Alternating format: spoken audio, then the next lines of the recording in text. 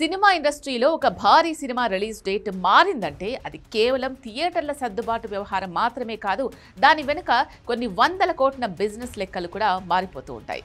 ముఖ్యంగా ఈ మధ్య కాలంలో థియేట్రికల్ రన్ కంటే ముందే ఫిక్స్ అవుతున్న ఓటీటీ డీల్స్ నిర్మాతలకి పెద్ద తలనొప్పిగా మారుతున్నాయి.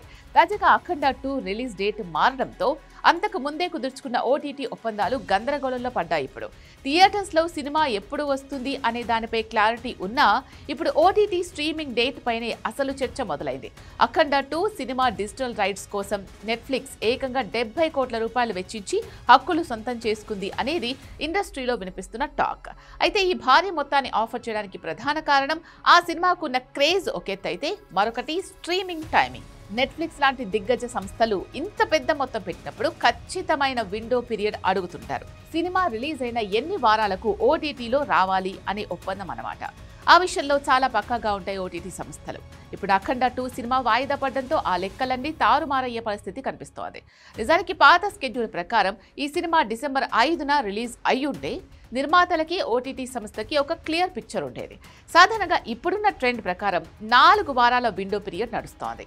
ఆ లెక్కలు చూసుకుంటే డిసెంబర్ 5న వచ్చిన సినిమా జనవరి నాటికి, అంటే సరిగ్గా సంక్రాంతి సీజన్కి నెట్ఫ్లిక్స్లో స్ట్రీమింగ్కి వచ్చేది. సంక్రాంతి సెలవుల్లో ఇంటి పట్టున ఉండే ఫ్యామిలీ ఆడియన్స్ వల్ల వ్యూయర్షిప్ భారీగా ఉండేది. ఈ క్యాలిక్యులేషన్స్ వేసుకునే నెట్ఫ్లిక్స్ అఖండ 2 ఆ రేంజ్ రేటు ఇచ్చిందని విశ్లేషకులు అంటున్నారు. కానీ ఇప్పుడు సీన్ రివర్స్ అయింది. సినిమా డేట్ మారడంతో సంక్రాంతి అడ్వాంటేజ్ మిస్ అయ్యే ఛాన్స్ ఉంది. మరి అనుకున్న డేట్ కాకుండా వేరే టైంలో స్ట్రీమింగ్ ఇస్తే నెట్ఫ్లిక్స్ పాత రేట్నే ఇస్తుందా, లేక ఒప్పందంలో మార్పులు కోరుతూ రేటు తగ్గిస్తుందా అనేది ఇప్పుడు $1 మిలియన్ ప్రశ్న. సాధారణంగా ఒప్పందాల్లో రిలీజ్ డేట్ క్లాస్ కూడా ఉంటుంది. అనుకున్న సమయానికి సినిమా రాకపోతే పేమెంట్ టర్మ్స్ మార్చుకునే వెసులుబాటు ఓటీటీ సంస్థలకు ఉంటుంది. అదే ఇప్పుడు నిర్మాతలకు టెన్షన్ పెడుతున్న అసలు విషయం. ఆల్రెడీ రిలీజ్ లేకపోవడంతో అఖండ 2 నిర్మాతలకు భారీ నష్టం తప్పేలా లేదు. ఇప్పుడు డిజిటల్ పరంగానూ అవే కష్టాలు కళ్ల ముందు కనిపిస్తున్నాయి. మొత్తం మీద చూస్తే రిలీజ్ డేట్ మార్పు అనేది నిర్మాతల ముందు పెద్ద చిక్కుముడిని తెచ్చిపెట్టింది. ఒక పక్క డిస్ట్రిబ్యూటర్లను సర్దుబాటు చేసుకోవడం, మరోపక్క ఓటీటీ సంస్థలతో చర్చలు జరిపి డీల్ అమౌంట్ తగ్గకుండా చూసుకోవడం ఇప్పుడు పెద్ద సవాల్గా మారింది. సినిమా వాయిదా పడడం వల్ల వచ్చే వడ్డీల భారం ఒకెత్తైతే, ఇలా ఓటీటీ నుంచి వచ్చే ఆదాయంలో కోత పడితే అది నిర్మాతలకు గట్టి దెబ్బే అవుతుంది.